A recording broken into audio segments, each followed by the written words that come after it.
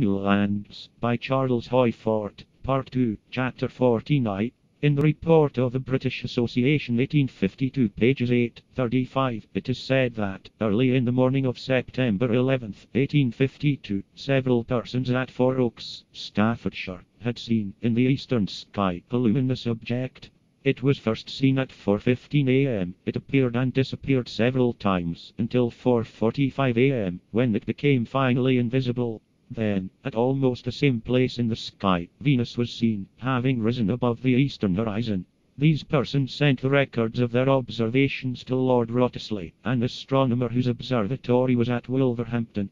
There is published a letter from Lord Wrottesley, who says that at first he had thought that the suppositiously unknown object was Venus, with perhaps an extraordinary halo, but that he had received from one of the observers a diagram giving such a position relatively to the moon that he hesitated so to identify. It was in the period of nearest approach to this Earth by Venus, and, since inferior conjunction, July 20, 1852, Venus had been a morning star.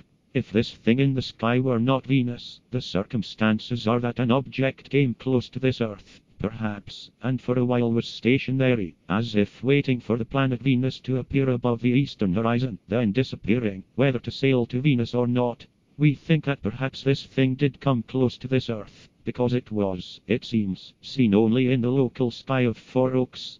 However, if, according to many of our data, professional astronomers have missed extraordinary appearances at reasonable hours, we can't conclude much from what was not reported by them, after 4 o'clock in the morning. I do not know whether this is the origin of the convention or not, but this is the first note I have upon the now standardized explanation that, when a luminous object is seen in the sky at the time of the nearest approach by Venus, it is Venus, attracting attention by her great brilliance, exciting persons unversed in astronomic matters into thinking that a strange object had visited this Earth. When reports are definite as to motions of a seemingly sailing or exploring, luminous thing, astronomers say that it was a fire balloon. In the report of the British Association, 1856, page 54, it is said that, according to Mrs. Sailing and friends, in a letter to Lord Wrottesley, a bright object had been seen in the sky of Petworth, Sussex, night of August 11, 1855. According to the description, it rose from behind hills, in the distance, at 11:30 o'clock. It was a red body, or it was a red-appearing construction, because from it were projections like spokes of a wheel, or, they were stationary rays, in the words of the description.